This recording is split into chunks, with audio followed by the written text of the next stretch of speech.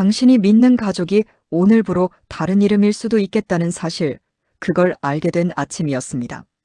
아침 7시였는데요. 이상철은 평소처럼 식탁을 정리했고 김다정은 국을 데웠습니다. 이지혁은 말수가 줄어 있었고 지은호는 숨을 고르게 고르고 있었습니다. 이지환과 이수빈은 서로 눈치를 보며 장난을 절반만 섞었고 조웅래와 김장수는 젓가락을 쥔 채로 아무 말도 하지 않았습니다. 박성재는 자리에 앉았지만 그 자리가 자신에게 허락된 자리인지 스스로 확인하듯 조심스러웠습니다. 종이 몇 장이 모두를 가만히 앉게 만들었는데요. 그 종이에는 오래 미뤄둔 사실과 새로 생긴 의심이 동시에 적혀 있었습니다. 가장 먼저 말을 꺼낸 사람은 이수빈이었습니다. 이수빈은 웃는 척하면서도 목소리에 힘이 없었는데요. 우리가 어제까지 부르던 호칭이 오늘은 조금 낯설 수도 있겠습니다. 그래도 오늘 아침을 같이 먹는 건 그대로였으면 하겠습니다. 이지환이 짧게 맞장구를 쳤습니다. 검사 결과가 뭐라고 적혀 있든 같이 운동하고 같이 밥 먹던 사이는 쉽게 안 바뀌겠습니다. 그 말이 공기를 조금 풀어주자 김다정이 지은호의 그릇에 반찬을 하나 더 얹었습니다. 컨디션은 좀 나아졌습니까? 지은호는 짧게 미소를 지었는데요. 어젯밤엔 심장이 빨라지는 느낌이 있었습니다. 금방 가라앉긴 했는데요. 이지혁의 손이 아주 잠깐 흔들렸습니다. 이지혁은 예민하게 상황을 먼저 읽는 사람이었는데요. 표정은 담담했지만 시선은 이미 계획을 세우고 있었습니다. 오늘 병원에서 수치 다시 확인하겠습니다. 그 다음 일정은 내가 조정하겠습니다. 이상철은 그 말에 고개를 끄덕였습니다. 건강이 우선이겠습니다. 나머지는 천천히 정리하면 되겠습니다. 병원에서는 간단한 검사와 상담이 이뤄졌습니다. 의사는 몇 가지 수치를 설명했는데요. 경계선 근처까지 올라갔으니 생활관리를 강화하자는 뜻이었습니다. 지은호는 고개를 끄덕였지만 내내 배를 가만히 감싸쥐고 있었습니다. 병원 문을 나서자마자 이지혁은 카페의 차민과 조 팀장에게 연락했습니다. 오늘부터 지은호는 집에서 쉬겠습니다. 영업은 차민과 조 팀장이 전담하겠습니다. 폐점 전후 동선은 내가 체크하겠습니다. 그날 오후 낯선 번호로 전화가 걸려왔습니다. 지은호의 휴대전화가 짧게 진동했는데요. 상대의 첫 마디가 이상했습니다. 출산과 관련해 합리적인 제안을 드리겠습니다. 너무 정중해서 더 위험해 보이는 문장이었습니다. 지은호는 바로 전화를 끊고 이지혁에게 로그를 전달했습니다. 이지혁은 그 자리에서 형사과 지인에게 상황을 알렸습니다. 임산부 대상 접촉 시도가 있었습니다. 통화 녹취와 번호, 시간대 공유하겠습니다. 형사는 단호하게 대답했습니다. 오늘부터 주변 CCTV와 기지국 자료 확인해 보겠습니다. 같은 시각 박성재는 회사 본부에서 새로 올라온 인수 프로젝트 서류를 보고 있었는데요. 표면상으로는 시장 판단이었지만 내부를 아는 사람들 사이에서 그거는 사람과 사람의 문제로 입이 오갔습니다. 박성재는 스스로에게 먼저 물었습니다. 내가 누구 편으로 서야 관계가 덜 망가지겠느냐. 그리고 바로 결심했습니다. 사람이 먼저다. 그는 이지혁에게 짧은 메시지를 보냈습니다. 내 쪽에서 흔들리는 일 없겠습니다. 필요한 정보는 선을 넘지 않는 범위에서 공유하겠습니다. 이지혁은 답장을 길게 보내지 않았습니다. 고맙다. 그 한 단어가 오래 남았습니다. 저녁 무렵 카페 한쪽 창가에 처음 보는 여자가 앉아 있었습니다. 차미는 지나치지 않았습니다. 원두 종류와 추출 시간을 유난히 구체적으로 물었습니다. 근데 표정이 커피 얘기를 듣는 표정 같지가 않았습니다. 조 팀장이 폐점 준비를 하려던 순간 문이 열리고 이지혁이 들어왔습니다. 폐점 후 내부 동선 점검하겠습니다. 낯선 손님이 있으면 그대로 앉게 두고 순찰 먼저 하겠습니다. 창가의 여자는 미소를 지었는데요. 그 미소가 친절이라기보다 무언가 확인했다는 표지처럼 느껴졌습니다. 그날 밤 지은호는 집에서 쉬었지만 잠이 쉽게 오지 않았습니다. 옆에서 김다정이 미움을 시키고 있었고 이상철이 베란다 문을 반쯤만 열어둔 채 바람을 들였습니다. 조웅래는 손등을 토닥이며 말했습니다. 사람 일은 마음을 먼저 눕혀야 하겠습니다.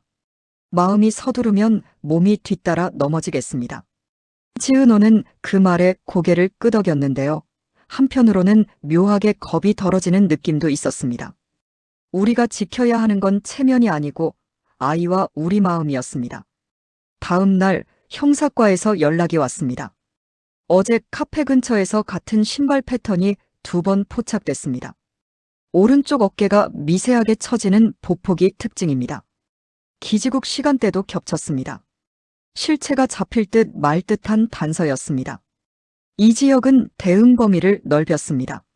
집 카페 병원 구간의 차량과 보행 동선을 바꾸겠습니다. 시간대도 모두 바꾸겠습니다. 연락망은 박성재 쪽과 분리해서 추가로 만들겠습니다. 며칠이 거듭되는 동안 박영란은 자신만의 방식으로 움직였습니다. 박영란은 말이 적었는데요. 대신 그림으로 마음을 정리하는 사람이었습니다. 커다란 종이에 가족의 손을 하나씩 그리더니 손과 손이 닿는 지점에 얇은 금빛 선을 더했습니다. 겹치는 자리마다 의미가 생기겠습니다. 박영라가 그렇게 적어놓자 이수빈이 슬쩍 웃으며 말했습니다. 우린 겹치면 강해지는 팀이겠습니다. 지강호는 말없이 고개만 끄덕였는데요. 밤마다 메모장에 동네 순찰 동선을 기록했습니다. 그러던 날 갑작스런 통증이 지은호를 덮었습니다. 복부가 단단해지는 느낌이 반복됐고 손끝이 차가워졌습니다. 이 지역은 놀랐지만 당황하지 않았습니다. 구급차 부르고 바로 병원으로 가겠습니다. 응급실에서는 단정한 목소리들이 오갔습니다. 수치가 빠르게 오르고 있었습니다. 안정화 먼저 하겠습니다. 길게 느껴지는 시간 끝에 담당 의사가 말했습니다. 지금은 잡혔습니다. 다만 스트레스 요인을 줄이고 일정 기간 집중 관리가 필요했습니다. 이 지역은 숨을 고르며 대답했습니다. 일정과 사람을 완전히 바꾸겠습니다. 보호 계획을 새로 짜겠습니다. 그 즈음 회사 쪽에서는 인수 프로젝트가 다른 방향으로 튀었습니다. 박진석의 의중이 깊게 깔려 있었는데요. 이 변화가 사람의 관계까지 흔들 위험이 있었습니다. 박성재는 회의실에서 짧게 말했습니다. 이 건으로 공적 신뢰를 잃을 수 있겠습니다. 제 이름으로 반대 의견을 올리겠습니다. 회의실은 잠깐 조용해졌습니다. 박성재가 자리를 나서자 전화가 울렸는데요. 박진석의 목소리는 여전히 단단했습니다. 흔들리지 마라. 박성재는 짧게 대답했습니다. 흔들리지 않겠습니다. 다만 사람을 잃는 방향으로는 가지 않겠습니다. 통화가 끊겼지만 여운이 길었습니다. 한편 형사과에서 새로운 흐름이 나왔습니다. 특정 계좌에서 페이퍼 컴퍼니로 자금이 이동했고 그 돈이 다시 누군가에게 전달됐습니다. 시간대가 카페 관찰 정황과 맞아떨어졌습니다. 전달선의 끝에서 고성이라는 이름이 등장했습니다. 고성이는 처음엔 담담했습니다. 아이가 태어나면 복잡해지는 이해관계가 있겠습니다. 저는 조언을 했을 뿐이었습니다. 그러나 자금 흐름과 통화 녹취가 제시되자 표정이 굳었습니다. 강한 표현이었지만 해를 끼치려던 건 아니었습니다. 형사는 고개를 들었습니다. 의도가 아니라 결과가 문제였습니다. 임산부가 위협을 느꼈고 실제 행동이 있었는지 확인 중이었습니다. 박영란은 그 소식을 듣고 어머니인 고성이에게 짧은 메모를 남겼습니다. 사랑을 선택했다면 결과도 사랑이어야 했습니다. 두려움이 타인을 옥죄는 순간 저는 더 이상 변호하지 않겠습니다. 박영란은 감정을 폭발시키지 않았는데요. 대신 단호함으로 경계선을 그었습니다. 집으로 돌아온 날 밤 식탁에는 단출한 반찬이 올라왔습니다. 이상철이 밥그릇을 밀고 말했습니다. 태어날 사람을 위해 어른들이 조금씩 바뀌겠습니다. 우리 집부터 그러겠습니다. 김다정이 짧게 덧붙였습니다. 오늘부터는 쉬는 시간을 먼저 정하겠습니다. 나머지는 그 빈칸에 맞추겠습니다. 그 말이 끝나자 조응래가 웃었습니다. 그렇게 해야 오래 갑니다. 모두가 천천히 고개를 끄덕였습니다. 며칠이 지나자 수치가 다시 안정권으로 내려왔습니다. 의사는 현실적인 권고를 남겼습니다. 출산 전까지 마음의 기복을 줄이십시오. 가장 좋은 약은 가까운 사람의 목소리였습니다. 그 문장이 이 집을 오랫동안 지켜줄 주문처럼 느껴졌습니다.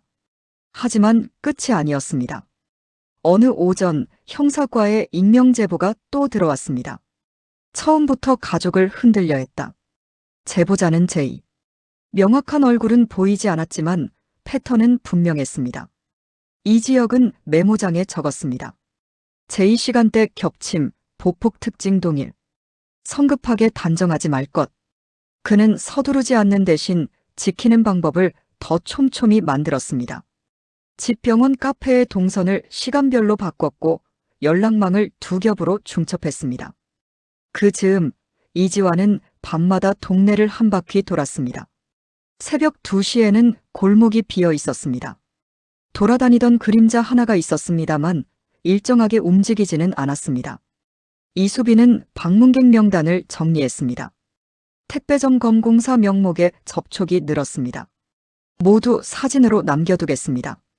지강호는 봉사 시간을 늘리면서도 매일 저녁 간단한 보고를 가족 단톡방에 올렸습니다.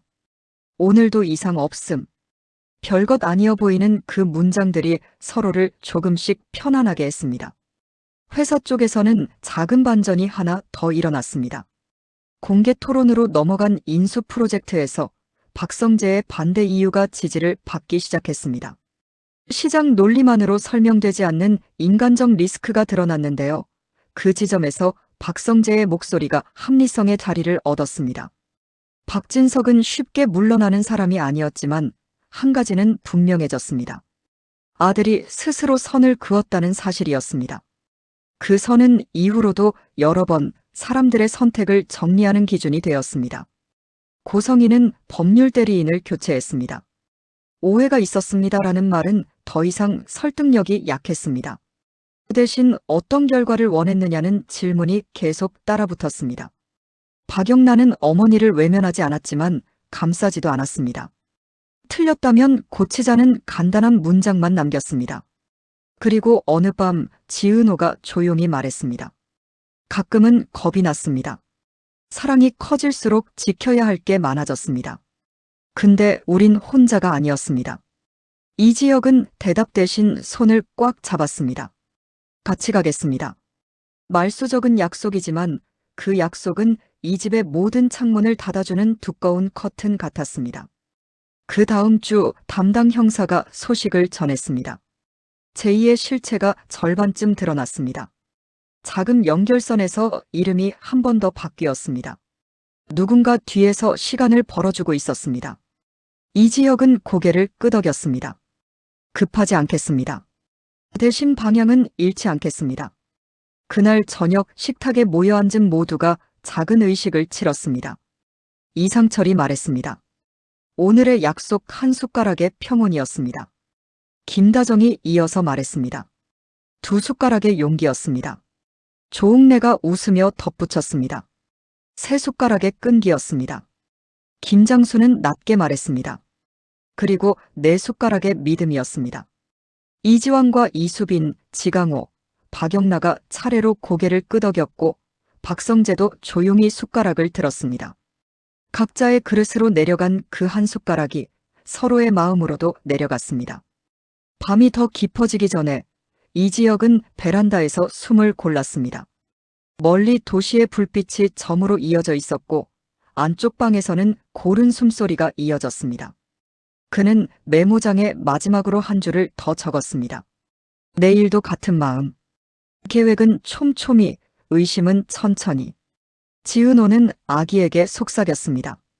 내가 오기 전에 우린 이미 너를 중심으로 서로의 모서리를 조금씩 둥글게 깎고 있었습니다. 내가 오면 더 많이 깎겠습니다. 대신 진실은 숨기지 않겠습니다. 사랑은 그렇게 배웠습니다. 이야기는 거기서 멈추지 않았습니다. 익명 제보자 제이는 여전히 얼굴을 드러내지 않았고 회사의 거래는 한 번 더 표류했고 고성희의 해명은 새로운 증거 앞에서 모양을 바꾸고 있었습니다. 그러나 한 가지는 분명했습니다. 이 집은 이전보다 천천히 걷되 더 단단히 손을 잡고 걷기 시작했습니다.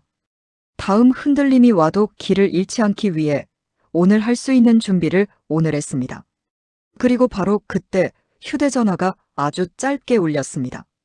화면에는 단어 하나가 떠 있었습니다. 꽃. 모두가 서로의 눈을 바라봤습니다.